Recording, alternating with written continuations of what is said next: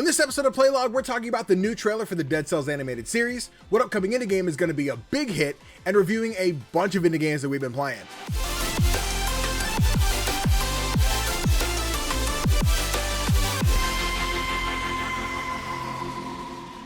Hey guys, CGDannyB back in with another episode of Playlog, the podcast where we talk all things indie gaming. Nope, we're good. Thought I didn't unmute my microphone. We had to restart. But of course, I can't talk indie games alone because that's boring. So alongside me, I've got my partner in crime, the Play Nice Kid themselves, Tofr. What's poppin' today, homie? How me doing? I'm doing fine, and my mic isn't muted. So good. Everything's good. I was going to say, if for some reason it was muted and I could hear you, but OBS couldn't, we'd still be just dead in the water. There's going to be a week, and I'm knocking majorly on wood. There's going to be a week where I go to like record and not notice one of the mics is muted. Then we're just fucked. And then I got to make the post where I'm just like, I don't know what to tell you guys. Maybe not a Playlog this week. Or if I really have that burning desire to get the episode out, I'll just like lip sync. Where I'm like, I think Tofr said, "Oh, Danny, I love games. They're great. You're such a handsome person." And I just You're the best streamer in the world, Danny. Oh, shucks, Tofr. And then like my response will be nothing related. It'll be like, "You're the best streamer in the world." Well, I didn't like it very much. And just oh man, that's crazy. Welcome. Also, I think I swore in the first 30 seconds. You know what, YouTube? I'll take the demonetization. I think we're fine. We're good. We're chilling.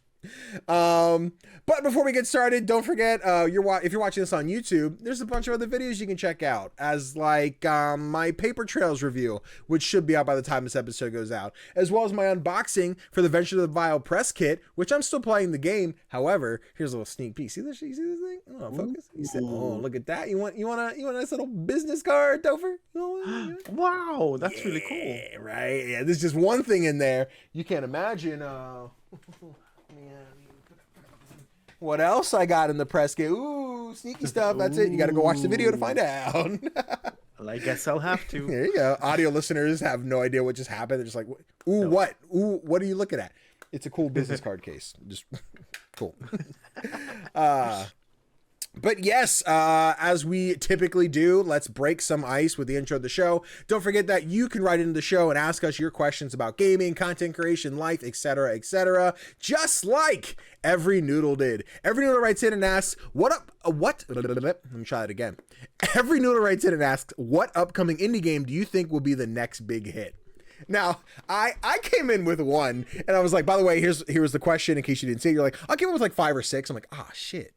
Oh, damn, I was ready with one. So like, how about you tell me? Tell us which one. No, you tell us which one. Oh, you want me to start? Okay, I guess I could start. Yeah. I could do that. I would say in this year, end of last year, one of the indie games that I think a lot of my friends who don't play indie games or don't know they're playing indie games are all aware of is the Plucky Squire. Okay. Everybody knows this game exists. Everybody's talking about this game. I told you earlier, I'm in like another accountability group. We talk about things, whatever. Last week, a friend was like, "Oh, I was talking to an indie dev." I'm like, "That's cool. Don't steal my fire. Relax though." And he went to say the name of the game, but he said Plucky Squire instead.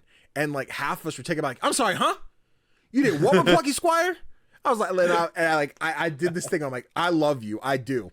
Just know all the work that I've put in where Devolver has yet to acknowledge my existence. And if your bitch ass is going to get a Plucky Squire key before me, I'm going to come and fight you. And he's like, wait, wrong game. I didn't mean Plucky Squire. And we all had like a good laugh about it. But I think it goes to show for like indie games, even when they're super creative and fun art style and stuff, like some just don't hit the mainstream when it comes to like their like just their branding and their marketing. And the Plucky Squire seems to have nailed that. I know a bunch of people who are looking forward to it. And I think creators playing that when it drops is just going to push that one to like massive scale. I'm excited to see that one succeed. Okay.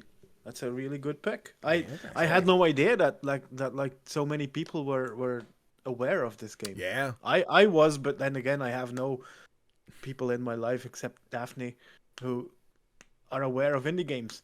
Well, so shout out to Daphne. Yeah. It wasn't on my list of 6 games. Oh damn, you ain't even thinking. So like I have like one or two I could pick in, right? But like I need to hear what your list of 6 is. We didn't even we have a problem where we make lists on this show, and I feel like we're turning into like the indie watch mojo, and I don't know what to make of that. Oh no. Oh no. But listen, if we can pull in their view numbers, I won't complain about it. Not to mention next week's another list episode, but we'll talk about that later. But no, I want to hear, what do you think? Like with the next big indie game, I'm sitting here playing with a pop socket. Sorry, anyone hearing that popping noise. I fidget. My first pick was I think a very obvious one, and that's Silk Song. Yep. Okay, I see you. That's a banger. I still think that's the indie game that now that Hades 2 is out, I think that's the indie game that most people who aren't regularly into indie games are looking forward to. But then again, while we wait for Silk Song, I think Nine Souls might actually fill that hole. Let's go, baby. Yeah. I'm really interested in that one, right? Because I think I'm going to enjoy it. That comes out. We'll talk about later in releases. That comes out end of the week. I think it might be Wednesday next week or sometime that during this upcoming week.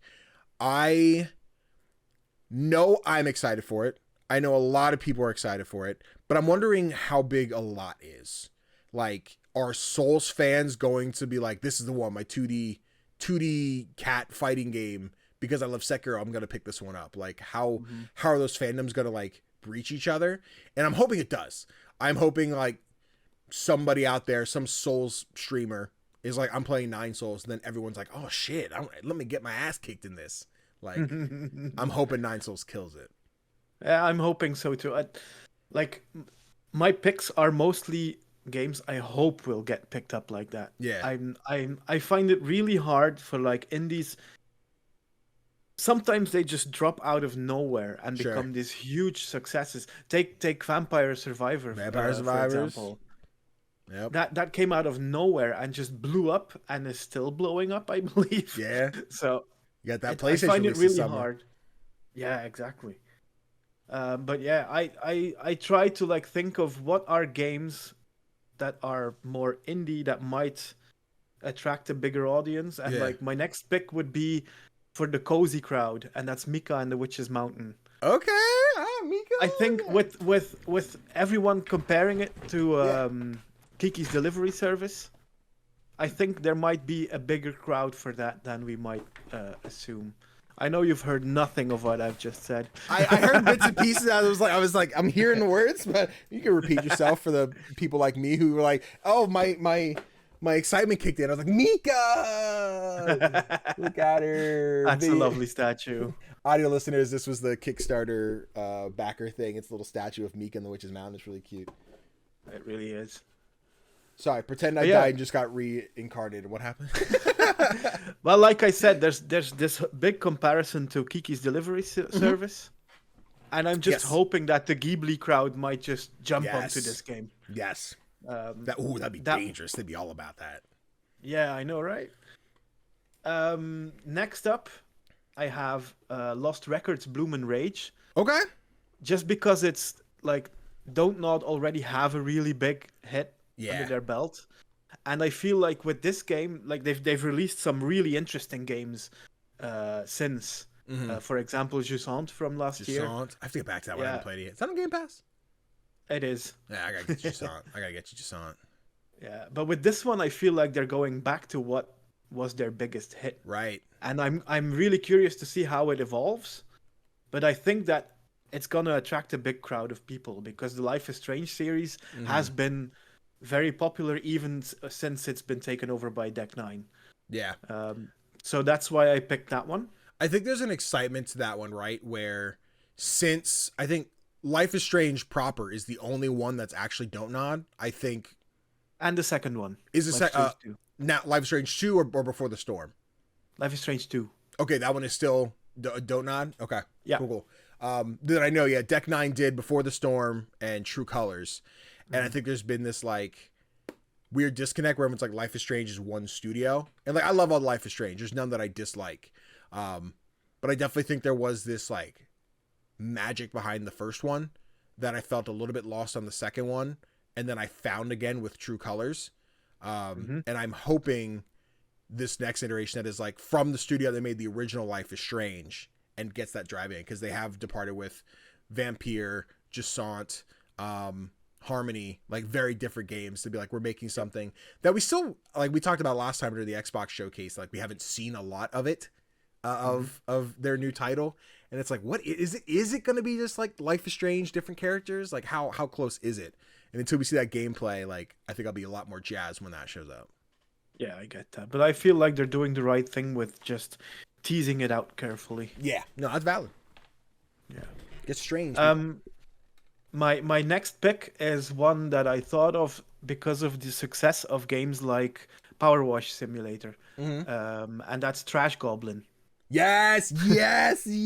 Trash Goblin. Goblin. That game's so fun. That game's so cute. We played the demo on stream, man. I could get lost in that one. Trash Goblin's great. For anyone who not have heard of it, like, you want to tell them what like Trash Goblin is? Basically, you're a goblin who works in like this kind of antique store, I guess. Yeah. And you pick up trinkets and you upscale them, and then you try to sell them again to people who are looking for particular things. So you get to tinker around with all these items, some of them probably magical, and then you get to make people happy when you sell them to them. In the demo, there's a big stone guy. He's so cute. He's like this, got like that Baymax energy to him, and he rolls up and he's just like, do you have a bedpan by chance? And like, if you're keeping up with like chiseling everything out of like the stone and rubble and whatever, you'll have one. And I'm like, oh no, what's he need this for? So I give him this like ancient bedpan. He's like, this is going to be great for a flower pot or something like that. I'm like, oh, he's so innocent. I should have watched that before I sold it to him. But nah, that's a good one. I think of the list so far, that's probably like, in terms of like scale for indies, I think that's definitely one of the smaller ones that when the right, it's so weird that everything's so like, when the right streamer plays it, when the right person streams it, and then everyone's like, Trash Goblin, I don't know if we have a date for that one. I want to sink my teeth in a Trash Goblin, bro. All right, and my last pick is probably the one that's gonna get the lowest numbers of all of these, but I still felt I should mention it because there's this whole niche of roguelike deck builders. Okay. And there is a crowd for that, like this Inspire crowd. And I think Diceomancer might be the next game to really blow up within that genre. It's so out there. Diceomancer's one I like remember, but like I don't think I like mentally I would have ever just clicked that one into existence. If you didn't say the name, I'm like, oh right, that is a game coming out. I played the demo for this, and it's one of the most interesting roguelike deck builders that I've played so far. Okay. Like, does it do something that much more unique? I haven't played the demo myself. I've only seen the trailer. Yeah, it's like the first thing that I like about it is that it's first person instead of like the 2D. But the way you use your cards, I can't remember the details right now because it's been a while since I played the demo.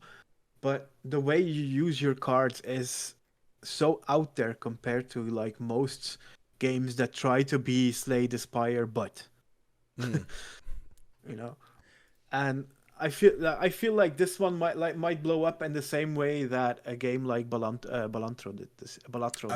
I was about to say, like with roguelikes and like especially deck building roguelikes, there's so many, and it's like which ones are gonna hit, and then Balatro is just like this phenomenon. I always tell the story. I was getting emails from I don't know if I should name drop a press. I was getting a press email about Balatro for the Steam Next Fest demo. Do I want a key? And I was like, I want to. This seems cool. As someone who's not into poker, I want to try this. But I had like 5 or 6 other keys I was playing. I'm like, I don't want to ask for another one and then not get to it. So I held off. And then everybody was playing. And I'm like, shit, I could have been one of the edge runners. I could have been talking about this. God damn it. I was like, can I still have a key? And they're like, I got you, dog. Here you go. And I was like, let me go play Balatro.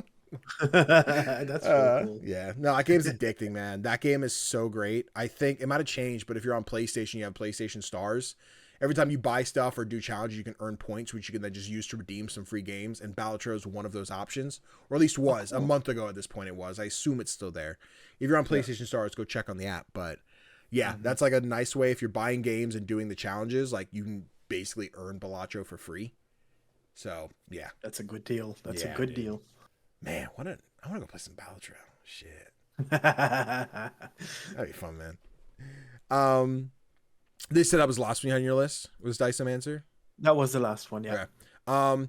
I don't think this one has the pushing power to be like super mega mainstream, but it's one I've been following forever and I want it to. It's called Shim. Oh yeah. Yeah, where you play as like the little shadow frog thing. You're jumping from shadows to shadows. SCHIM for anyone trying to look it up. Been following that one on Twitter for so long, and I think that is July. I think we got a date for that one. I'd have to double check. But man, it's July. That one still magically feels so mysterious to me in the way that like there wasn't like an announcement, right? It was like part of a sizzle reel, I think, in the Xbox showcase where they're just like, here's a date, by the way. I'm like, oh, it's happening. But like it still doesn't feel real to me yet. Like I'm gonna make my like most anticipated games for like July and be like, Shim's finally here. Let's go. I want that to be a big one. I still think it will be very niche for audiences, but we can dream, Harold, you know? Yeah, we can dream. It looks fantastic. I've requested access to the playtest. Okay. Please get back to me. Please, Ewout and Nils, get back to me, please. Listener, clip that out. Go tweet it and just at CGDannyB, at play.nice.kids, hashtag playlog podcast. Be like, what are we doing? Where are we at? We'll do it. We'll do a Shim episode. We'll do it. Absolutely. But yes, Evernoodle, thank you again for writing in. Don't forget, you can write in yourself if you want to use the link in the description, whether you're on audio services or on YouTube. The link is down there. It should say write in. Here's the link. Go fill out the Google form. Bunch of cool questions. But how about we jump into some quick indie news? Yeah. Because I think end of last week, hold on, timestamp. Got it. Got the timestamp. It's a quick indie news. So end of last week, we got our first trailer for Dead Cells Immortalis. Now, anyone didn't know, we were getting an animated show for Dead Cells. Tofr, you got to look at this trailer right before we started recording, right? Like, do you have any I did. front of mind thoughts? How you feeling? I feel like first of all, it looks gorgeous. Mm-hmm. I really like this art style, and also I think the art style really fits the game. Like it fits perfectly. It has this I don't know what the inspiration behind it is. Yeah. But maybe you do. I can't pinpoint where it comes from, where I'm like, oh, this has a similar style to like insert some Saturday morning cartoon I've seen. Mm-hmm. As someone who majored in animation, as someone who has the degree in media arts animation, etc., I think this looks fun. This looks cute. This looks charming. Mm-hmm. I think in a world where we've gotten all these magnificent looking trailers for every one of their expansions, this doesn't quite measure up to that. Okay. It is not lost on me. I know it's lost on many people who want to rage on the internet that animation's not cheap. Animation takes a long time. I think when we heard we were getting a Dead Cells animated series, I think everyone expected the same quality as the animated shorts that we got for every expansion. I know that's what I expected. And that's not what this is. I think we are... I'm trying to think of another comparison of like, it looked like this, but now it looks like this. You know, if I had to use, this might be a weird reference for anime fans to get, but like 7 Deadly Sins, right? Going from having amazing animation to then being known as like 7 Deadly Frames and being like really bad animation, terrible in-betweens. And like, this feels like the audience is reacting the same way to Dead Cells as they did for 7 Deadly Sins. And I don't want this show to flop. For what I understand, I think in July it's dropping in France, and then it'll get dubbed sometime next year, I believe, in the US and other countries, other areas. I'm still going to watch it. I still think it's going to be cute and funny, but it does seem like the masses are not currently impressed, which kind of sucks. Okay. That does suck. Yeah.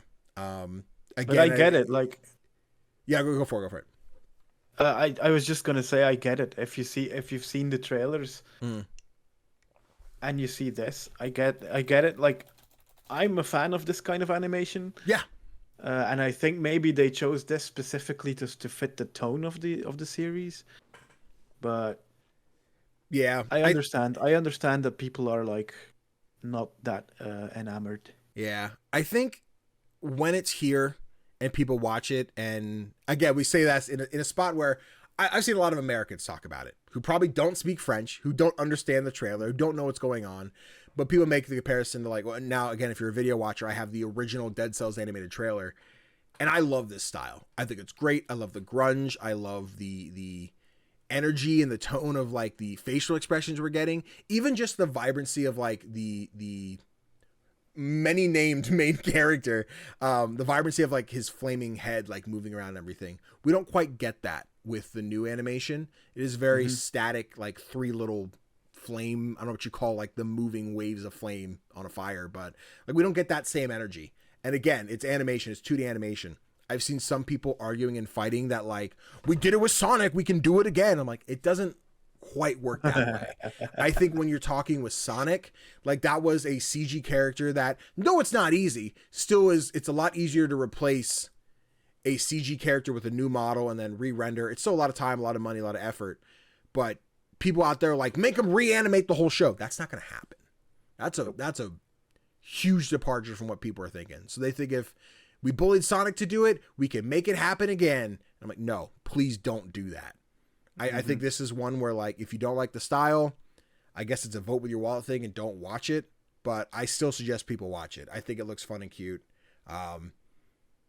Again, I do wish it was the animation style we got for the show or the game trailers, but I still can't be pissy about it. I think it looks cute. I think the writing will define this game, this series, if it's gonna be good or just average. Yeah, fingers crossed. Fingers crossed. We all love Dead Cells. Show some love, people. Yeah. Next up, let's see. We got this one from Windows Central. Alexander Coop. A popular classic Pokemon-like indie game is finally getting multiplayer. I butchered that title. Cassette Beast is getting multiplayer, people. So I don't have to read from the article, but basically the studio tweeted out, Byton Studio, I think. They tweeted out the multiplayer updates finally here on Steam, Switch, PlayStation. Steam, Switch, and Xbox, as well as Game Pass. PlayStation gets screwed. But have you played any Cassette Beast at all? I started playing it when it first came out because I played the demo during a Next Fest. I believe. Sounds about right. I really liked it, but I felt like this was a game that was gonna take me like tens of hours to finish, and I never found the time to really dig into it. Yeah. The parts that I did play were really cool. I get that they make the Pokemon reference. I've heard it being said that it's more of a Digimon alike than a Pokemon like. I see. Yeah, that makes between the two, like where it kind of takes one versus the other. Yeah, but combat is fun. It felt refreshing compared to like the stale formula of the Pokemon games. This felt refreshing, and with the game being called Cassette Beasts, it has a banger soundtrack. Yeah, it does. Yeah, it does. It needed to have one, and it has one. So, yeah. Have you played it? I have played a little. I'm in a very similar boat as you, where I played the Next Fest demo, or one of the demos on Steam. Was super excited for it to drop. I streamed it the first night. I'm fairly certain I got a key for that one. If I did, I guess that's important to note. I got a key when the game dropped. The thing that stopped me from playing so much is that for whatever reason, it would not play on my Steam Deck. And I don't know I don't know why the controls wouldn't function. I don't know if I was still in my growing pains of not knowing how to configure my Steam Deck right. But no matter what I did, I couldn't function. I had to get an external controller and play. And at that point, I was going to go play this up in bed, watch some shows, sit in the living room, and I couldn't have that. So that really slowed me down from playing it. And by the time I was maybe interested in investing more time, I had other things to play. So I let Cassette Beast get away from me. It's still on my list of like, I want to get to it. I want to try it, but not so much like my wheel of shame that it feels like it's a priority. Yeah. So I don't know. I'm interested. I would like to play more Cassette Beasts. But we shall see. We might have to find like a weekend where I'm just like, Tofr's free at 6 p.m. for him, for me, and then it works out fine, and we're like, dude, let's stream a couple hours of multiplayer Cassette Beast, and then maybe that'll be the itch. Cool. But yeah, no, I think it's cool. I'm glad they have it. I think in a world where Pokemon still doesn't quite have multiplayer figured out like that, where you can explore in the same world and like catch Pokemon or Cassette Beasts together. I think this is a cool step. I think it adds that extra feature for anyone who didn't pick up the game to start, or like us has fallen off. This might be the itch to be like, oh, I'm back in. Let's do it. Mm-hmm. Oh, and multiplayer is going to be free as well. Yes. It's just like a big old expansion. You got to buy or anything. It's just, I think it was just a free update that came out. So nice. Go Cassette Beast. Yeah. Oh man. And let's see. Last one on the indie news. I'm going to butcher this. Arden launches a development fund for Irish indie studios. This one is by Justin Carter over on thegamedeveloper.com. There's quite a few bits of detail in here, but I'll sum it up. So the entertainment company Arden, again, you correct me if I spelled it or I said it wrong, has teamed up with IMIRT to create a new pilot program specifically for independent developers in Ireland. Dubbed the Indie Dev 2024, the program will support studios situated in Northern Ireland or the Republic of Ireland. Successful teams get support of up to €15,000 or £15,000 if you're in Northern Ireland to build a prototype for their project. These 7 studios, now I see there's not much clarification at the top, so it almost sounds like a reality show type deal. Mm-hmm. Where it's like 7 studios get funded for their game. And like, I don't think the rest of the article reads like that, but like to break it down, it's like these 7 studios will also go through 2 weeks of workshops and talks from industry professionals, followed by 10 to 12 weeks of development towards the prototype. So I don't know how all this works. Maybe I need to go back and read the article a little more clearly and see what the whole deal is. But it seems like, yeah, here's 7 studios getting some level of funding, where now they have a way to start their game, get the prototype going so they can then build from there. This is cool. It's just another means for indie studios, specifically ones in Ireland, to get their games going. And I'll never say no to more indie games. Absolutely. Yeah. Here's hoping that Dreamfield, the Irish game studio, is picked for this for this thing, because they're the people behind If Found, the game I mentioned last week. I was gonna say, it's like, hold on, no, I know this one. We talked about these guys. Yeah, so they deserve all of the love. So I hope they're considered for this. But it's cool to see, like, after having similar things in Australia and Brazil, we can only like hope that more countries decide to like pick this up. Yeah. Let's do it. Listen, US, I need a big indie push. I'm going to need you guys to do this for me. Absolutely. Not indie, but breaking news that I'm scrolling through Twitter and I see. IGN Entertainment acquires Eurogamer, Game Informer, VG247, Rock Paper Shotgun, and more. What the fuck happened? IGN has acquired the Gamer Network family of digital brands for an undisclosed sum. As a result of the acquisition, some redundancies have been made across the UK-based organization. Gamer Network publications are Game... Oh, sorry, I said Game Informer. It's GameIndustry.biz. My apologies. It was GI, so I said Game Informer. It's GameIndustry.biz. So publications including GamesIndustry.biz, Eurogamer. I'm sorry, this is also by Christopher Dring over on... this is on GamesIndustry.biz. Okay. It's a lot happening really fast. I wasn't ready for it. Again, not really indie related news, but I guess IGN has just picked up a bunch of new outlets, and I don't know what this transitions to quite yet. It still seems very new. But yeah, that's some news for anyone who follows different games media out there. I can imagine first reactions are a lot of people. If you've ever been in an IGN comment section, that's where toxicity goes to thrive. That's where they go hang out. So I can't imagine anyone else who enjoys these other platforms, GameIndustry.biz, Rock Paper Shotgun, etc., is particularly excited about this. Well, I'm just taking a look at Twitter right now just to see like if I notice any people being laid off because of this, and there are a number already. I'm also seeing this reaction, which just says monopolies suck and this sucks. Yeah. because IGN already has a lot of influence within the industry. Right. And like, especially Eurogamer, that's a channel and a website that I absolutely adore. It has the most wholesome community, Mhm. and I'm just hoping that it's not gonna get exposed to like the toxic side of IGN now. Yeah, I don't quite know what to make of this. I don't know if this all gets dissolved into the IGN umbrella, and now like they're just all making reviews and content for IGN proper. If IGN is just like, hey, we're the parent company, and now we're going to, hey, go check out this on Eurogamer, or what that's going to look like. But I mean, so I'm seeing this. I follow Greg Miller on Twitter of Kind of Funny, and he just tweeted out, "Oh shit," with the article. And I'm seeing like Brittany Bombacher. She puts, "This makes me feel icky," and I'm like, "Ooh, I kind of see that." Andrew Renee, "Oh man, all I think is redundancies in a sector of the business that has already shrunk so much."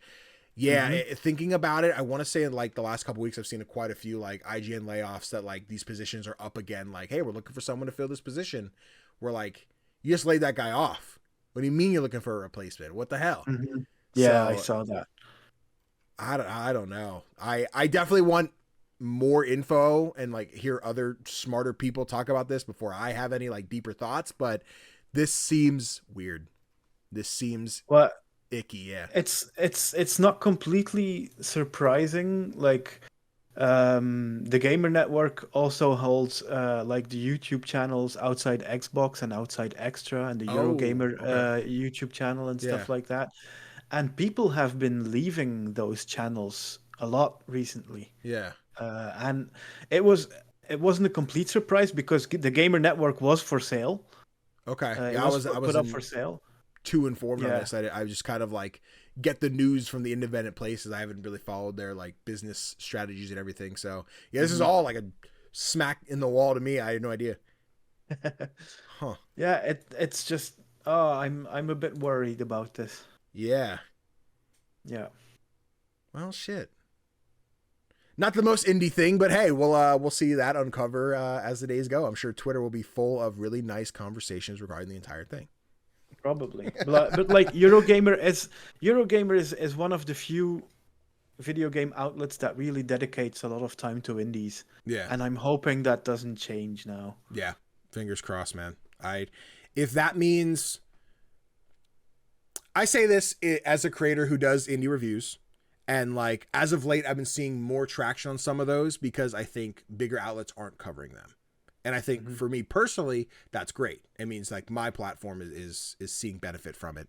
I will say if that means now IGN has their coverage of Athenian Rhapsody, Break the Loop, some other games we're talking about today and the upcoming weeks. If that means now like the place for reviews, whether you agree with them or not, now has that spotlight over some smaller creators. Oh shit. Well, that sucks a little bit for me if I think about that out loud.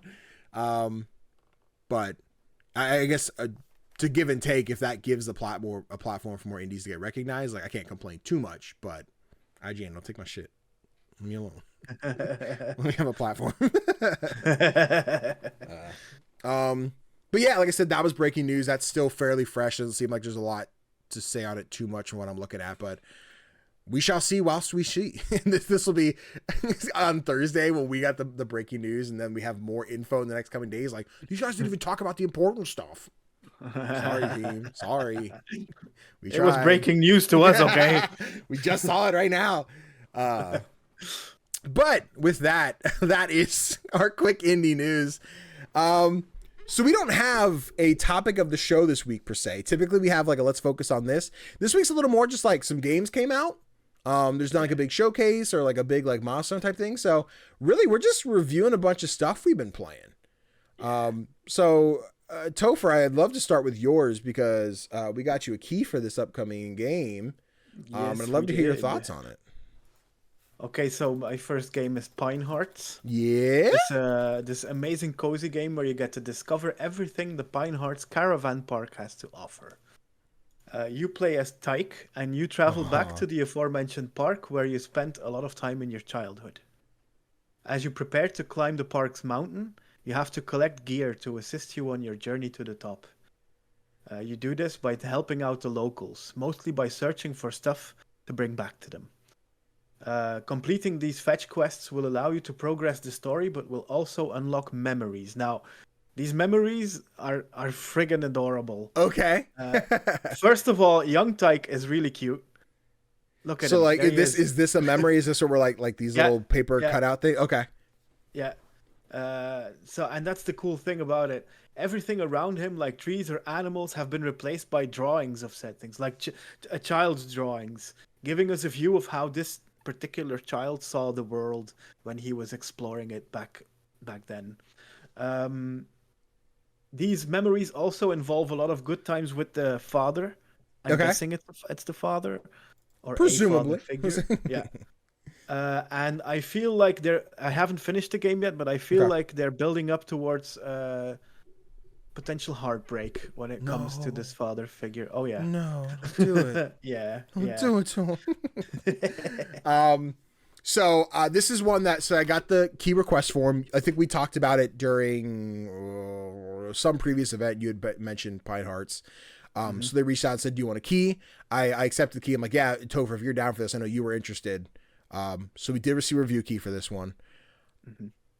Outside looking in, I'm feeling very like short hike-esque energy when it comes to exploration. Is that like on base, off base? Like, is that comparable to short hike? It is comparable. Okay. Yeah. I got lost a bit more than I did in the short hike. Okay. But I think that might have been a skill issue on my side. Happens to all of us. Yeah. Yeah, like most of the quests that you set out on are fetch quests. Okay. Which is fine if you're in the mood for a game like that. Sometimes I need a game like that where people just tell me, "Get me this," and I will get them it, and they will be happy with me, and that's what I need. Hell yeah. It also has like a really good sense of humor in the same way that a short hike did. For example, there's this scene where you have to retrieve this old lady's glasses because she's lost them. And she's like, I'd ask my grandson, but he's been acting weird all morning. And next to her is just this raccoon dressed up as her grandson. That's phenomenal. Yeah.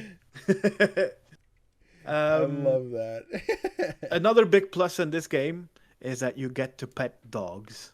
Let's go. Yes. Tweet at him. Yes. Can you pet the dog? But yeah. And one final shout out that I think is worth mentioning is the accessibility options. Ooh, hell yeah! I want to hear about that. They really went out of their way with like color coded stuff to like bring the game to more people, and I always appreciate that. Hell yeah, dude, that's awesome. Yeah, I think this one looks really cool. One I didn't think I'd have the time for, like the window to get into it and play. And I'm glad we were in a spot where I'm like, hey, I got a key. Do you want to check it out? And how much time, do you know, hour-wise, how much you put into it? And I know you said it seems like maybe you're close to the end, or? I don't think I'm close to the end yet. I think I might be halfway through, and I've put about 3 hours in. Okay. So fairly nice, like weekend, or if you're really into it, afternoon type stream to invest in that one. Okay. Exactly. And it is a good time. Like all of the people you meet, there's a lot of fun to be had with them. Yeah. There's this bunch of kids at one of the campsites, and the whole campsite is trashed, and they're like, it wasn't us, it was this monster. And then you set out, and there's this lonely traveler who's like absolutely certain that this monster exists. Yeah. And he set out cameras with a trap, and then you have to collect the pictures, and the pictures first you see the kids walking into the trap. Okay. And then while they're in the front of the pictures and the back, you actually see a monster. Okay. This sounds great. It's a good time. I'm sitting here piecing together all the, like, again, I'm thinking short hike. I'm thinking Nuts, which I think is an I haven't gone back to play it. Underrated indie tale that I played a while back, the demo for. I'm thinking Toem with like the different creatures you have to find in that one. I'm seeing like all these different like cozy things I'm piecing from, and it sounds great. It sounds awesome. I even sent some Untitled Goose Game in there. Okay. We Yeah, honking, yeah, baby. Let's go. yeah. It's a honking good time. Put that on. Put that in the trailer, team. If you guys want to clip that for your trailer and say it's a honking good time Playlog podcast, you're welcome to it. All right, But but go ahead. yeah, I was gonna say once again we did receive a review code for that one. The game drops today as of the podcast dropping. So that should have all. Sorry, I was checking my phone. I got some interesting emails. Check that out later. I'm really bad at noticing emails when I don't need to. But yes, so this game will be out. It should be coming out today. This podcast drops. So if you check it out on Steam, Switch. That sounds right. Do I have that on? Definitely Steam. I'm not sure about Switch. Let me check. Checking our release. Just Steam, what I have on the releasing this week thing. Should always remember we have a releasing this week section. I can look at the script in front of me. Oh, Google says it's coming out on Switch as well. But then again, Google says that it's coming out on December 4th, 2023. Oh, well, sometimes things happen. I have the press email somewhere. The Pine Hearts. This is not the game. Okay, this is a rope company. Okay. Well, comes out on PC May 23rd. Yeah. So look forward to that. Yeah. So I noticed you started playing something from your Wheel of Shame on. I did on your stream. Tell us about that. Last night as of recording, but a few days ago as this podcast dropping, we hit our midway sub goal for the month over on Twitch. Twitch.tv/CGDannyB if you want to be there. And we spun the wheel and got the beginner's guide, which for anyone who's not familiar, very Stanley Parable type first person. Walking sim seems a little off base, but for argument's sake, walking sim. And the premise of the game is the narrator, the person you're like existing as. This is kind of weird because you're seeing two of my faces for video. So sorry, this is the stream from last night. But you are playing. It's so weird to piece together, right? Because there's a lot of thought in this game where you're like, I'm questioning who this person is. I'm questioning their motive. He's the good guy. Now he's the bad guy. And like, where's this leading to? What did this lead to this person feeling? There's a lot of just turmoil as you're going through this one. But the premise is there is a guy named Coda. He is making a bunch of games, but he never finishes them. So he has them in like a folder that's just like his unfinished games. And he shows them to his friend who is the narrator, who's kind of telling you the story of like, hey, this game came out, or he made this game, but he never finished this, or like he made this and you can't get past it, but because you can't, I edited it. So now I can make a bridge so you can get past it. Or like, here's a prison cell. When you play the actual game, you're going to be trapped in here for literally an hour. Then they will let you out. And like, there's all these different things. I won't get too deep into it because I think this is one people should experience. This is a heavy game.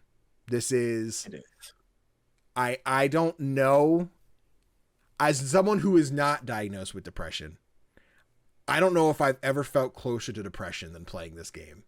This was something, man. During the stream, there was a point where there was an important dialogue happening. I paused to talk to my chat and I said, I don't know how else to describe this, but my face feels heavy. I felt like something was going to happen where my entire body was just going to shut down and face plant on the desk. I was like, fuck, I don't know how much more I can mentally handle. This is a lot. That to say, this game is something special. It is very impactful. I think seeing the way my chat reacted to us playing this and seeing some people who are relating to the narrator, people relating to Coda, who is like the secondary character of the game, seeing how this all feels to them and how what they took away from it, us coming to a realization that affected one of my viewers who's like, I was really invested and now I'm less so because like I found out this is a thing as opposed to this. So like just seeing the reaction that my audience had to us playing this game felt really impactful.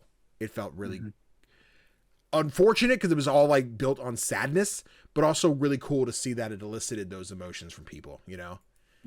My friends over at Overwhelming Games podcast, they talk about this game all the time. And as a gift for being on their podcast, they gifted me this game. So it's been sitting in my library for a couple months. I just haven't got a chance to play it. And then we recently played the Stanley Parable. Official V Swede, the developer at I Am Myself, he's making Just Keep Running. Go wishlist it on Steam. But he was in chat. He was the one who's like, you should probably play Beginner's Guide. I would love to see you play that. So it's his fault that I am so sad. but man, it's a game, man. Damn. You said you've played it, right? Like you've played through it and you've experienced this. I have played it, but let me check how long it has been. Sure. Because it's been long. How can I see this on Steam? That's a good question. I don't know when I've seen that. Beginner's Guide. Let me see. Yeah, while you're I played this in 2019. Okay, so like so all my things memory, considered. my memory of it is slightly hazy. Sure, but I remember it being someone with depression. I felt this one. Yeah, I felt this one, but man, dude. I had mentioned during stream, so a couple months ago, I had played a game. It's called the Game Awards. I received a key for it. I did a TikTok review, and the premise of that game was it is an indie dev trying to make an indie darling that is worthy of winning a game, like a Game Awards trophy. And like the icon and everything is like the trophy from the Game Awards. There's audio clips in the trailer of Jeff Keighley talking and everything. Like it's very on the nose what it is. And I love the message of it because it establishes this like indie devs who are like, I want the award. I want the prestige. I want the iconicism of my game being known by people. And the game is 3 small games that all suck. And one of my complaints was that, like, I understand that, like, oh, yeah, we made a game that sucks. That's what this is. But as the player, playing a game that sucks is not fun. Like, the first one is a collectathon that's way too fast, way too zippy. I have to find 30, 40 of these notes that all are, like, different devs and, like, I'll say ideally. From my perspective, that seemed like they're coming from like big AAA studios. They're like, oh, how long does it take a woman to make a 3D model compared to a man? And like sexist jokes, racist jokes, calling out different people. And they're like, nothing I think goes like too far to put in a game, but it does still make you feel a little bit icky. And there were a lot of things about it that I didn't enjoy. And playing this felt, although this came way before, this felt like how I wanted the Game Awards to feel, where I'm like, there's a bunch of different games, small samples, small things, but even the game itself is still fun to play. Yeah.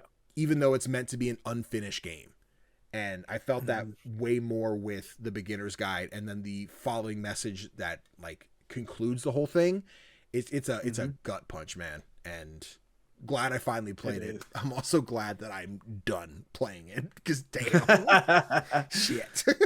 Am I remembering this correctly? That it also asks like interesting questions about ownership of your creations? Yes, because I feel like if my memory's hazy, but I feel like I remember this conversation about the person who takes you through these snippets of games is changing them to show you around, like you mentioned before. Yes, and so that's fundamentally changing the creation by the original creator. It's dog shit. I'm on the spot where like I would love to do a spoiler cast about this, but I also like I didn't want to do it last night because I was still so sad afterwards. But I want to go down the rabbit hole of listening to other people's perspective and see what they have to say about it and see what that influences about my thoughts of it so far. So maybe a spoiler cast down the line. We'll do one of those book club type things. Am I about to force myself to play it again? Oh, Danny, don't do it. But no, there's a very poignant point towards the end where like that comes into play. And they tell you like, here's what happened. Here's how you made me feel from what I trusted you with, the information I gave you and what you've done with that. And it, again, is all focused around indie development. And it is rough. It is rough. But that was, as though I was like sad the whole time, feeling sad. I'm like, man, I feel bad for these characters. I feel the empathy. I feel the sympathy, vice versa. I started to shed a tear in that moment where Coda tells the audience, tells the narrator, tells the player a specific thing.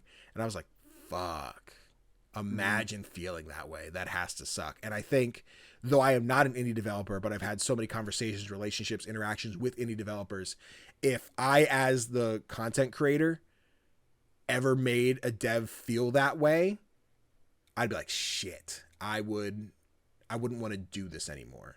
As someone who's like, I don't want that to take as like, if a game is bad, I want to call it bad. I want people to know like, this is wrong for this.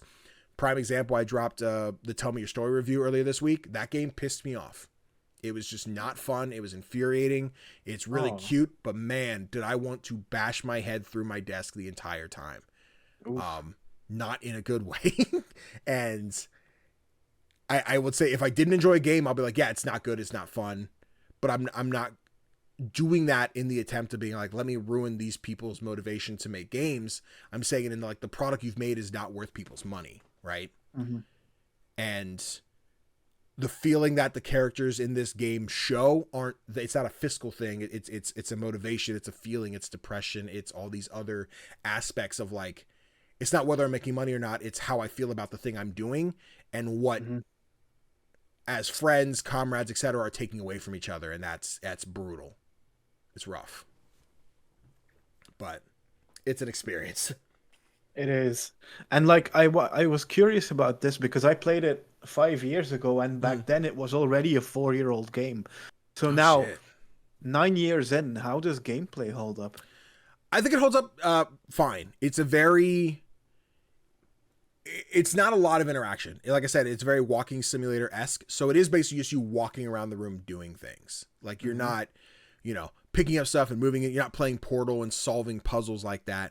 The most puzzle solving is literally like 3. It's like flip a switch, flip the other switch, out the door. Like it is not a lot that could age poorly necessarily. So yeah, I think if you're someone who is, if you have the right perspective of you're playing games that are made by a single individual and you're playing incomplete games, there's a very particular style to these different games that are being made. I'm saying games so much. Games. But having that perspective, I think, is important because I could see someone who only plays their Call of Duties every year. And as much as I don't like Call of Duty, visually, they do some really cool things. If you're going in with the expectation that you're going to be playing a 2025 version of Call of Duty Modern Warfare 75 or whatever, and visually it doesn't look like that, I think you're going in to disappoint yourself. But I think if you understand the perspective, the fucking Lightning McQueen is going across the damn screen. It's so funny watching the VOD back with no audio because right there just ka-chow, ka-chow. Video listen or audio listeners, video version's a key this time. But yeah, I think the gameplay holds up fine. There's not much that could go wrong, I think, over the course of what I guess you said was 9 years when you played it, or I guess 9 years from now because it was 4 years when you played it. Now 5 later. That sounds right. Exactly. Yeah. So for an almost 10-year-old game, I think it holds up fine. I think it does. It's solid. You could play it again and not be like, shit, this feels like ass.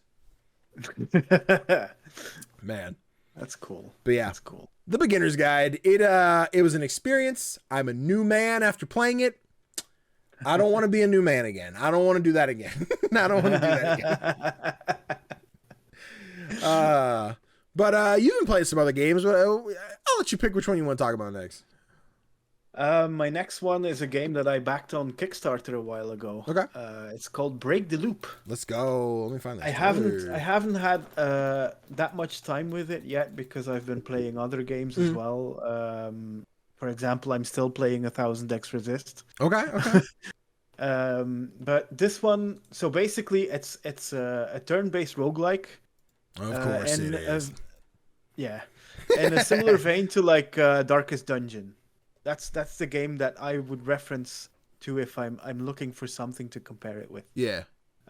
You have these warriors from all across time and space that have been chosen by the scientists to save our planet. It's a really simple idea, but they've made it work really well. Like I like the artwork. It's very colorful and vibrant. So if you're like if you ever think that Darkest Dungeon is a bit too dark, literally, then this game might be worth your time. But it does some interesting things as well to like build on the formula that Darkest Dungeon perfected. For example, as the people who watch the video version could just see, you when you start a run, you get a selection of events, and you decide in which order to cross these events off your list. I was about to ask. I saw that. I'm like, this looks cool. I need more details. So yeah, I'm interested in this. Yeah, it allows you to like strategize outside of combat as well, instead of just having everything be completely random. Okay. The only thing that I have struggled with have been some difficulty spikes. Okay. That have caused many a death. Mm-hmm. And they've been on the like bordering irritating, the difficulty spikes. I'm not sure yet if it's just supposed to happen that way while it introduces new characters and stuff like that. Okay. But yeah, I'm gonna have to put some more hours into this one before I can really like judge it. Yeah, it's one that I think looks like a great. I don't have anything on my plate. I'm like, what do I have in my Steam library? Let me finally check this one out. Like, I don't think it's necessarily one I'd go out to buy with the intent of playing it then and there. This seems like a Steam summer sale. Let me grab that. And then when that itch hits, I'm there, right? But I do love this art style. It's got a very simple, almost comparable to the like Dumb Ways to Die type like scale, like values. But then like the character art's a lot more detailed. I love how spongy and soft it all kind of looks. This one's really cool. I dig it. Yeah, I think I've never been into the Darkest Dungeon, and that was a combination of like the style, the darker tone has never been my thing, and it also gave me like the Dark Souls energy, which immediately I'm like, ooh, I'm gonna back away from that one. Not quite my speed. But I know people love those games, so hearing the comparison where I'm like, this seems like if you think you'll like this gameplay but you don't like the style, this seems more your speed. And yeah, seeing this one here with whatever this water creature is that's like turning into a whale and splashing down, like the animations look sick. The segment part we were talking about reminds you a lot of like the inventory system in Moonlighter. Like the thing they show where like the chest turns into a mimic and it's just like, it's gonna eat an item, I guess. In Moonlighter, if you pick up an item that's cursed and it's like, if you put something next to it, it'll blow that up if it's above, below, whatever. So you want to place it on the very edge so it's pointing off to nothing so you don't lose an extra item. And that immediately I'm like, ooh, I see this. This is cool. This looks strategic. I'm in. Yeah. The only thing that I want to like shout out as well is I want to give a content warning because one of the heroes that you play as, he self-harms to like and gets his powers from that. Okay. So if that's something you're sensitive to, then maybe avoid this game. Is it portrayed in a like serious tone, or is it more like I'm imagining Ed from Ed, Edd n Eddy that's just like butter toast, smacks head on the wall, he's like, no, I'm Hulk mode now? Or is it more of like is it a more serious toned? It's I'm just gonna give you an example. Sure. For he slashes his wrist and then blood appears. Yeah, okay. And it's not like you can see a cut and the blood comes from that. It's more like he makes a slashing motion and then this blot of blood appears. Okay. But I think it might be triggering to people who struggle with that. No, totally. So I wanted to give that warning. No, very, very, very important. No, I agree. There you have it, people. Pay attention. Content warnings. I appreciate content warnings. I like as someone who doesn't necessarily need them myself. I'm trying to become more aware when I talk about a game. There was one, I can't think of what it was. We were streaming something the other night where I had pointed out, I'm like, you know what? I feel like I should put. Have you ever played Bear's Restaurant? It's a very like, not Undertale like. I hate making that comparison, but like RPG type thing. You're playing as like a cat in the afterlife, and you're like in between the path to heaven and path to hell. You're like a rest stop type deal. But as people pass through, you like meet them and you get to go back and see their memories and how they died. And some of them are like really intense. One is like some SA stuff and like that. You're like I ended up like, chat, I should put a content warning in the title, right? Like, yes, please. I think that's important. I'm like, I didn't know going in, so I'm glad no one in chat there ended up, being triggered or being hit with the like, oh shoot, I didn't know this was gonna happen. I have to leave. So adding that after the fact was important. But I think the game was old enough that it didn't have the foresight to mention it. So yeah, but yeah, content warnings, devs, let's have them. Absolutely. Well, let's turn to something more fun. Something a lot more fun. Well, not a lot more fun. That's toxic, but Athenian Rhapsody, man. Let me tell you about Athenian Rhapsody. Very. Now I'll tell you about something very Undertale-like. Is Athenian Rhapsody.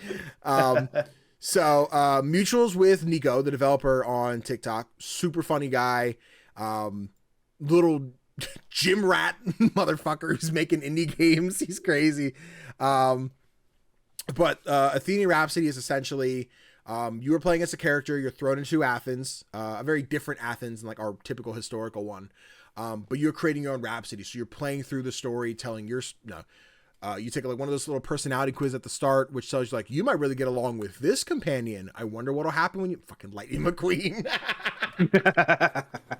Like I wonder what'll happen when you meet this character. I've not met the person that I've taken my my test and matched with yet, so I'm not sure what that all leads to.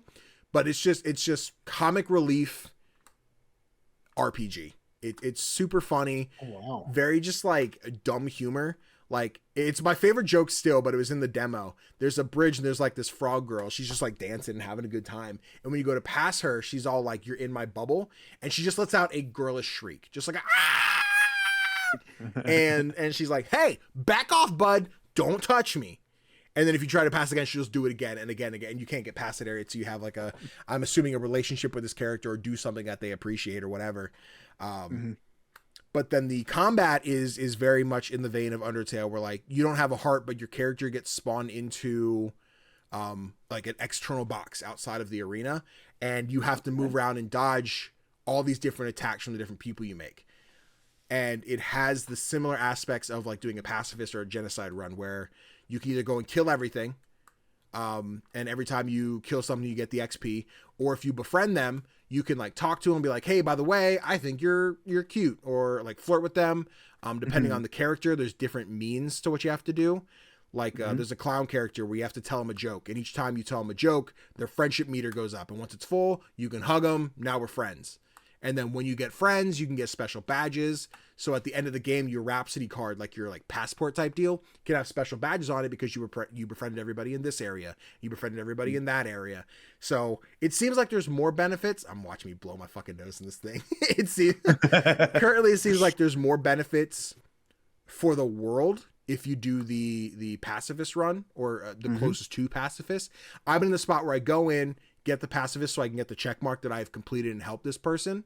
And they're now my friend. But then any other time I run into them, slaughter for the XP. So I'm still trying to level up and do all that because it doesn't seem currently to have any negative repercussions. But we'll see if that happens later and I'm the big bad guy, if I have to do my Sans fight or not. But it's colorful. It is. I always hate it because there's so many games that are like Undertale, and I feel like making the comparison to Undertale is like another one. But it is colorful Undertale. It is very funny. A lot of comedic gags. I love the combat. It's fun. I'm in a spot right now where I've kind of slowed down because it seems like the trophies aren't working on PlayStation. I was looking at the list where it's like, make friends with this person, make friends with this person. I'm like, I've been friends with them and I didn't get my trophies. So it seems like my progress is like not being tracked. I'm just a stickler for that shit. So hopefully the next patch I get back into it and play a little bit more. But we had fun playing on stream, played the first 3 hours or so, and it's a funny one. I think this one's like everywhere. PlayStation, Switch, Xbox, Steam, whatever I didn't say, yeah. It's a cool one. It looks cool. Like it does look like a colorful version of Undertale, but I actually like this art style more than I like Undertale. I which agree. is probably blasphemy, but I've been in this interesting spot where I feel like I have, for some reason, become like the enemy of Undertale, even though I'm very much not. I think I just have a lot of other games that I prefer to Undertale. Yeah. Like I've said publicly, in Stars and Time, I would play 10 times out of 10 over Undertale because that game it feels much deeper narratively. It's smaller in terms of the scale of the world, but like the loop mechanic really brings in a different like speed to it. It's go play in Stars and Time. And like what I was wondering, because I'm always a bit worried when games advertise themselves as funny games. I'm like, does the humor like stay good all the way through? Like, I know you've only played a couple of hours, but is it like too much, or is it like just the right amount of comedy? So I think it's a right amount currently. I'm still in a spot where I've basically just played through. I played through the same demo, like I got to that point again, and then maybe an hour and a half plus from where the demo left off. So I'm seeing a lot of the same jokes. I'm like, oh yeah, I forgot about this joke. It's a funny one.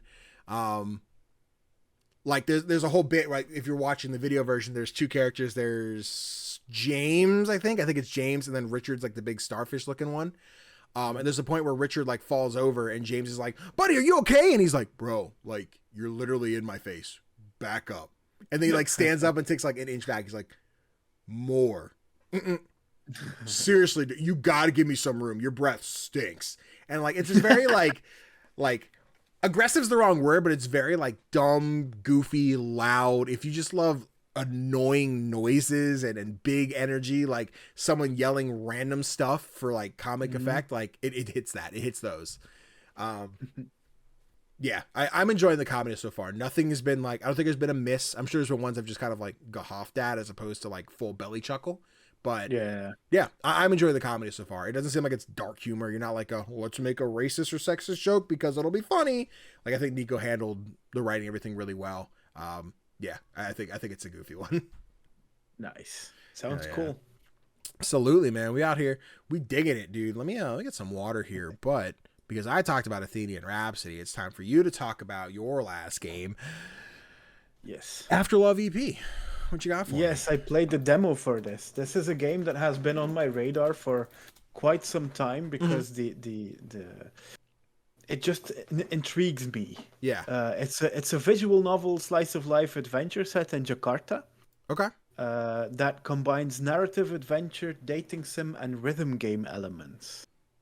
You play as Rama, a young musician, and you're forced to deal with life having lost your loved one. Yeah. I'm not gonna spoil anything here, but the game revolves around a very sensitive topic. Death is not the easiest topic to talk about. Nope. And I feel like having played the demo, it does this in an interesting way. Okay.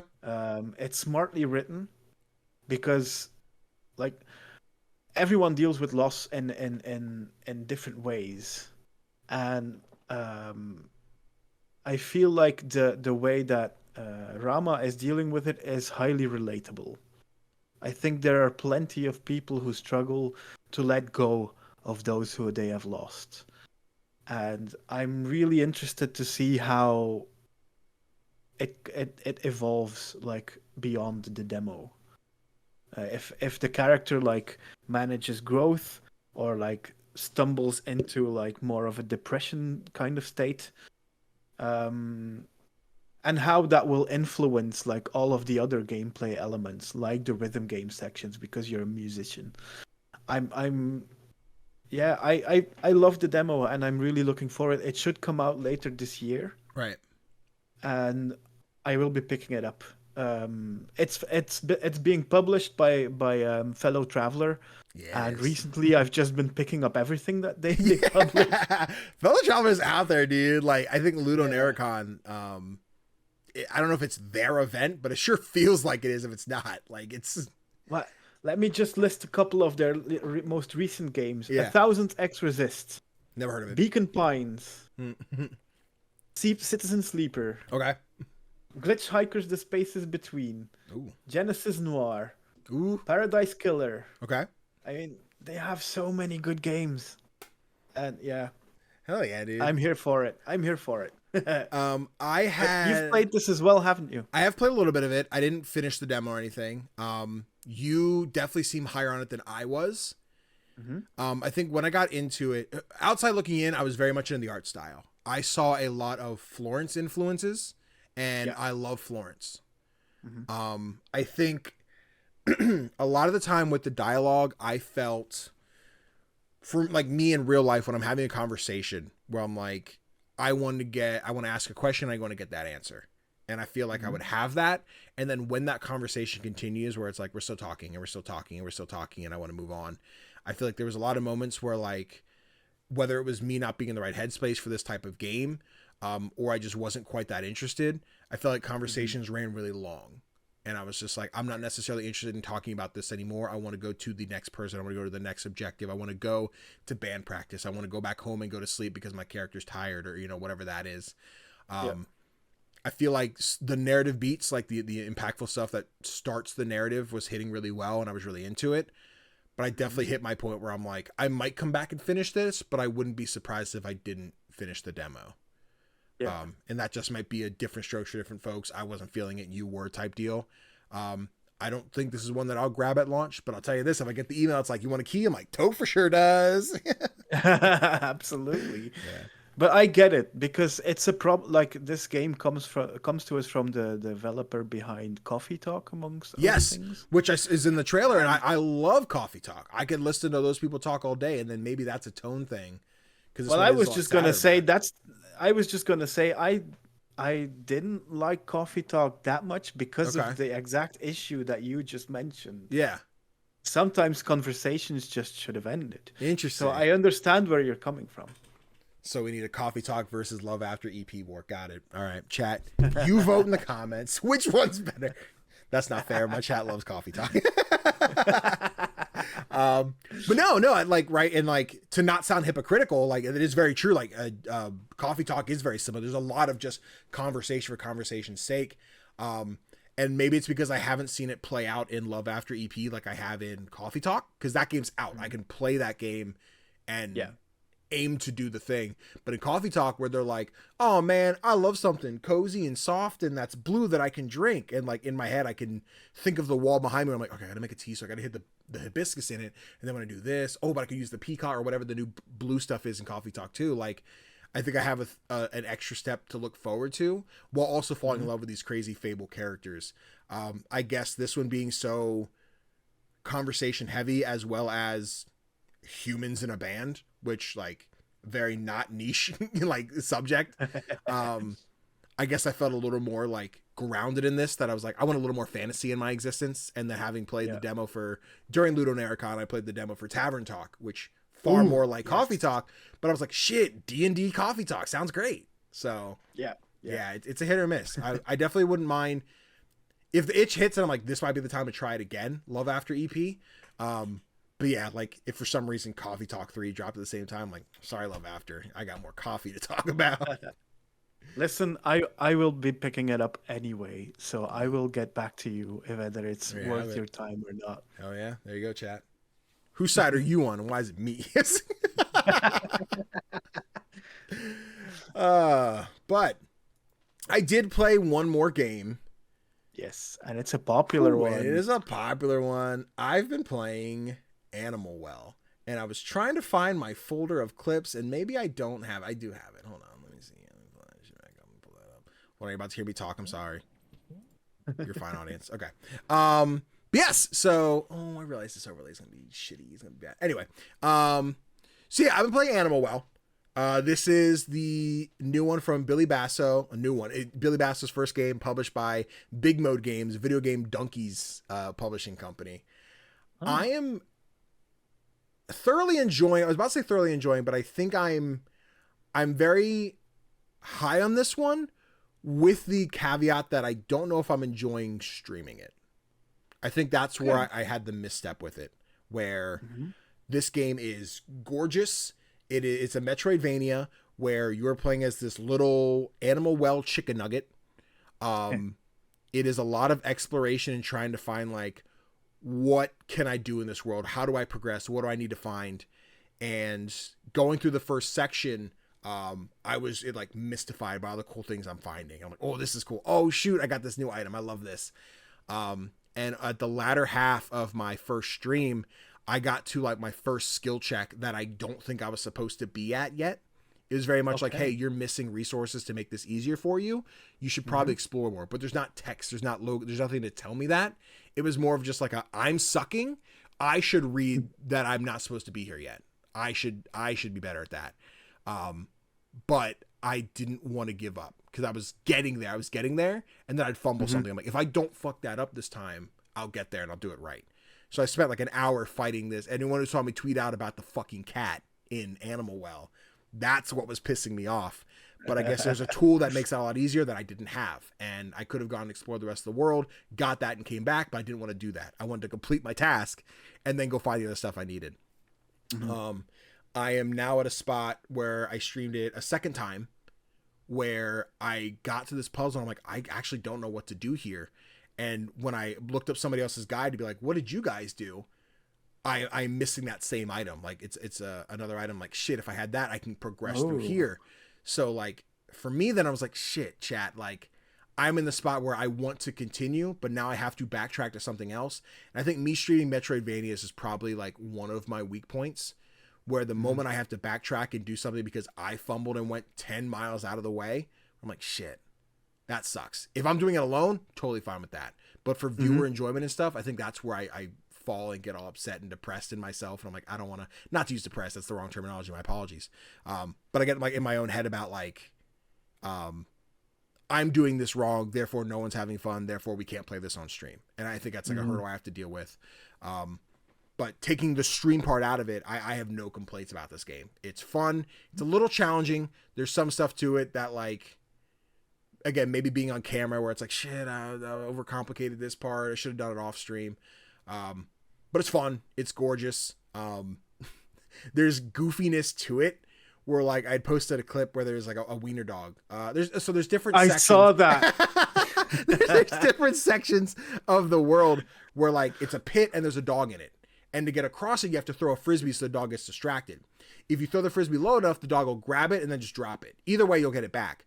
But if you throw it high enough and it kind of bounces back and forth between walls, the dog will be entirely distracted and just go back and forth for it. When I got this wiener dog, I didn't have the frisbee yet. So I was like, if I just run and avoid him, I'll go in the hole. Most dogs will sneak and be like, "Wop, wop, wop, wop," like they can't get you. The wiener dog, though, will burrow. So I started to go, and then halfway through, this dog just follows me, and I'm in like a dead end area where I have to go to the end, loop back around. I just have this wiener dog snaking through a maze to come after me. I'm like, no, please don't do it. No. It was so funny. Scared the shit out of me, but it was so funny. Like, it's a really good clip. I think I saw it on TikTok. Yes, it is on TikTok over on CGDannyB. Yes, go follow.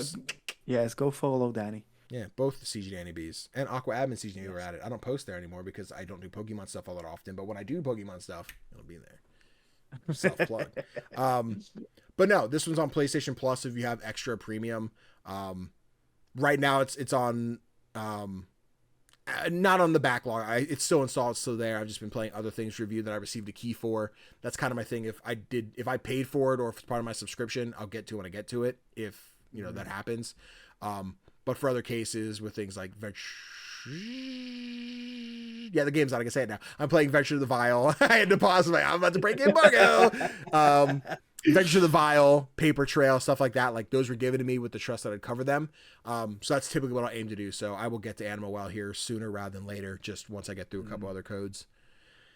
But yeah, no, I'm loving it. It's not cozy. It's not relaxing. I found that out early. It's not as relaxing as I hoped it would be. But it's okay. Solid. It's a fun time. I like the visual style. Yeah, dude. It's the colors. It has like the CRT feeling to it. Yes, which I thought at first I would get annoyed with. I thought I could see people not enjoying it. I think for me, I didn't really acknowledge it after getting used to it. It was just kind of an effect that was there. But just like the sprite work's awesome. Like there's going back to the frisbee, there's vines that'll hang. If you throw the frisbee and it hits the vines, that'll stop its trajectory, but they'll kind of like wave in the wind in a very like pixel art doesn't, not the pixel art isn't animated like that, but I think if you think classic pixel art, they're just static. They just like maybe like one little twitch, but like there's a flow state to it that feels like really good. That's cool. And that along with like everything else. Yeah. The animations are great. Billy, talented individual. Yeah, I'm loving how popular it seems to be getting. It's already at overwhelmingly positive with over 7,000 reviews on Steam. Go! Yeah. Go Animal Well. If total related but unrelated, Donkey has been. I was interested to see how Donkey would handle marketing with this being his first like published game. So his one recent video, he goes into games like CS:GO and VR chat, and he's just like, hey, have you wishlist Animal Well yet? And they're like, I don't know what that is. Like, go wishlist Animal Well or I'm not playing. And he sits there AFK in CSGO to like, But then the whole team's like, they corner the guy like, wishlist it. Wishlist Animal Well. Well, SD. And they're like, okay, I wishlisted it. It's like, that's funny. And then in VR chat, he talks to one guy who's just like, he takes over. He just goes around like, have you heard of Animal Well? You should wishlist. Have you heard of Animal Well? And he's like talking to everybody in this. I've never played VR chat in my life, but it is so funny to see it. It's great marketing. I can't wait to see how they continue to cover their games. But yeah, big success for Big Mode. Off to a good start. Yeah. Right. Playing any other games? No, because like there's still plenty to come this month. Yeah. Yes, chat. Let me know what you guys think. I know we have the times where we talk about 6-7 games back to back. If you guys enjoy us listening to us talking to games, cool. If you're like, maybe it's a little much, we got to refine it. Listen, I'm down to sit here and talk about 6-7 games at a time. I just want to make sure this is still entertaining for you guys to listen to. So please, any feedback on that would be greatly appreciated. It would be. But timestamp. Let's talk about the indies releasing this week. We're talking the week of May 23rd today, as of this dropping through May 30th. Starting off, we have Venture to the Vile dropping on PC on May 23rd.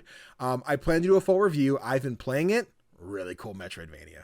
I'm really digging. I was going to talk about it today, but I figured I'll save that for my full review so I don't force it like a bunch of games in here. But man, I love the style. I was a little in a spot at first where I'm like, I don't know if I'm going to love it, but I'm really into it now. I'm really digging it. Another one that I was really digging, thanks Ludo Naricon, Haunty comes out on May 23rd for PC. Yes. Shit, you played the demo for Haunty at all, or you played that one? Yeah, I did. Ooh. I did. It's really good. The art style is the standout. Yeah. But like, I'm really curious to find out where the story goes. Haunty is one that when I saw it, I'm like, I see why people would like it. When I got my hands on it, I'm like, nah, I get it. When you touch it and you play it, it makes way more sense. It's really cool. Yeah, exactly. Yeah. Playing it is a whole other experience. And if that entices you, Hauntii is how you spell that. Go check out Haunty. Comes out May 23rd. Along with Zetzillion, also dropping on PC on May 23rd. Pine Hearts, covered here by Tofr, on May 23rd for PC. Bread and Fred drops on Switch May 23rd. So you can look out for the big... Jesus. I thought May 9th was big, but this May 23rd ain't that much smaller, dog. Also May 23rd, Duck Detective, The Secret Salami comes out today on Steam and PC. I will be streaming that tonight when this episode drops over on twitch.tv/CGDannyB. You played the demo for this one yet? Or I have, and man, oh my god, I can't wait to play the full game. This is charming, dude. This one's super charming. Like, it really is. It's you solve the puzzle, you explore, let me get the clues, and then you open your notebook and you kind of drag and drop all the things in. If you've played things like Botany Manor, which I talked about a couple weeks ago, it is like Obra Dinn, which I on my list on my wheel of shame. Sorry, I'm gonna. but yeah, you find all the clues, and when you have them, you open the book and you kind of drag everything to where it needs to go. Like the demo examples, like the secretary. It's her birthday and everybody forgot, but like as you go around, you're like, oh, well, it's somebody's birthday today. You're like, that's her. And then when you talk to her, she's like, cool. Now I'm into it. Like now I'll let you come into the building, and like that's where the demo cuts. But like, okay, cool. I like the flow of this game. I'm very excited. I know Cartoon Burb, if he's listening, very excited for me to stream this one. They're like, if I don't show up, I'm dead. And I'm like, okay, well, let's hope you're not dead. But yeah, Duck Detective is one of my standouts for the end of the month. That and Nine Souls, which I'm getting ahead of myself there. But yes, Duck Detective out today, Steam and PC. Rock and Slay comes out on May 27th for PC. The Rogue Prince of Persia that recently got delayed now comes out May 27th for PC in early access. Capes, a superhero XCOM-esque type one, I believe, comes out May 29th on PC. And then once again, Nine Souls Injury Recovery. What the fuck am I getting? I'm not injured. A weird phone call. Nine Souls comes out on May 29th. Oh, they're calling me because I get my ass kicked in Nine Souls. Good timing. That's marketing right there. Nine Souls May 29th on PC, which I'm really looking forward to. Whew. Games, man. Games. Man, May's almost over. I've been trying to construct my June like anticipated games. June's a little dry right now. Unless we get a bunch of announcements in the coming weeks, I might have listed like 5 or 6. Listen, I need June to be a little dry. I need to catch up on everything that was released in May. We'll take it. Yeah. But yes, if you're interested in any of those games, let us know which ones you're picking up and what platform you're playing them on, even though like all of them were PC. But And to round out the episode, don't forget, you can write into the show and tell us what your favorite indie game is, just like Daphne did. That's right. This is like the third time Daphne made the show. Damn. Yeah. Sorry, Daphne. I keep saying your name like that. Daphne writes in to say that their favorite indie game is, I guess I phrased this weird. Don't make me pick just one. Binding of Isaac, the game where my gaming adventure started. This is one of my first games I got on PC and immediately got me hooked to start gaming more. It is now my main hobby. Okay, so when I read that, I thought she was saying Binding of Isaac is her main hobby. Gaming is her main hobby. Now it makes more sense reading it out loud. I was like, interesting hobby to pick. I don't know. What's your hobbies? Binding of Isaac. I'm like, okay, sure. I get you. But now it makes sense. But to continue, she also wrote in Spiritfarer. The story is so touching. It's hard not to love. The bond that Stella has with her passengers is also so warming. You got takes on either of those games you want to talk about first? Or? I like Binding of Isaac. I only tried once for like 5 minutes because it's fucking hard. Yeah, but I should definitely get back to that. Yeah, I think it is maybe like the roguelike that kind of brought the world to like roguelikes. I think Hades might have been like the big gateway drug for a lot of people, but I think Binding of Isaac, like my buddy Ben, still to this day puts in the hours on Binding of Isaac. He loves it. I'm a very similar camp as you, where I've played a decent bit. It dropped on PlayStation Plus at one point. I played it, I'd say maybe like 5-ish hours collectively.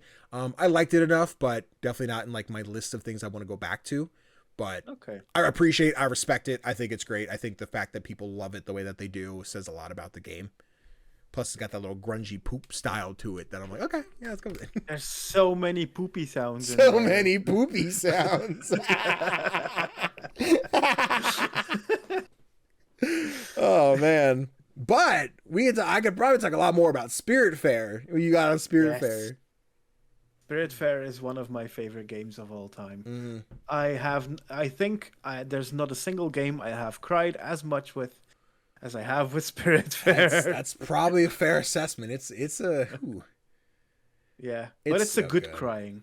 Yeah, I was working a desk job at the time this game came out, and I remember it being my lunch break game. The moment it's like clock out for lunch. My work monitor would turn into like the Spiritfarer wiki, where I'm like, okay, where do I find this item that this person wants? But you're talking to one of your passengers who's just like, I really need this specific mushroom. You're like, okay, where do I find this? Okay, it's on this island, so I gotta go to this island. I can't find it. It's gotta be this time of day. Ah, shit. So I gotta sail around and come back here and do this. And then you solve all these these problems for your passengers, and then you have this. So you're the Spiritfarer for anyone who's like, what's this game? And you're escorting people to the afterlife, but they have unfinished business, so you have to help them finish that business, and then they can go on. And everyone, when you finish it, they have this emotional. You go on a little boat, you sail into the water, and then you're like one final hug, and then they move on. And some of them far more emotional than others. But like everyone that I would send off, there was one that my personal favorite. I can't think of the names, but it was a big buffalo with a little bird on the horn. Yeah. That was my favorite character, not necessarily by like their story and narrative behind them, but just their design purely. Because every time I'm like, man, this is a very articulate buffalo. Oh, wait, it's the bird talking. That's right. But like the little hedgehog grandma, she... Oh, God. Fuck, grandma! Yeah. Spiritfarer is magical, man. What an experience. It's magical. And then the team Thunder Lotus is working on 33 Immortals, which... I think the beta for that drops next week. Actually, tomorrow as this episode coming out. Sorry, the 24th, I think, is the day that drops. So, did you also get the mail that you're invited? Yes, I believe I did. I got something about 33 Immortals, so I have to assume. Or they emailed me to say, psych, bitch, you didn't get in. So we'll see what the email was. That'd be crazy. But yes, Daphne, thank you so much for writing in. And guys, remember, if you want to tell us what your favorite indie games is and have favorite indie games is, well, your favorite indie game is, and want to have us reflect on it, please feel free to fill out the form in the description. And with that, that's our episode, Tofr. Oh, no, already. Oh, yeah. You know, let's cut and do another one. I don't know what we're talking about yet. I haven't played any other games. We'll do another one, Brian. We won't. My throat's tired. Oh, man. But thank you guys so much for watching. If you enjoyed, be sure to subscribe here on YouTube, or if you're listening on Spotify, Amazon, Apple Podcasts, whatever, be sure to listen to the podcast and leave us that review. I know what you're thinking. Other people will do that. No, I'm talking to you.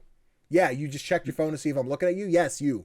Leave the 5-star review. It helps a lot. And then in the future, when I say it, you can be like, psh, I already did that. I ain't even going to sweat it. Do it once, you said and done. You know what I'm saying, baby? You got it. Tofr, if the people on the internet wanted to find you, where would they go? They would find me as play.nice.kids, sometimes with dots between the words, sometimes with underscores between the words. Just check both. Yeah. And then, of course, you can find me everywhere. CGDannyB, TikTok, Twitter, Instagram, YouTube, Twitch, whole 9 yards. You can find us for all kinds of indie gaming goodness. Tofr, thank you for joining me for yet another incredible episode of Playlog Podcast. Thank you very much for having me. Of course. Always. And we'll see you guys in the next one.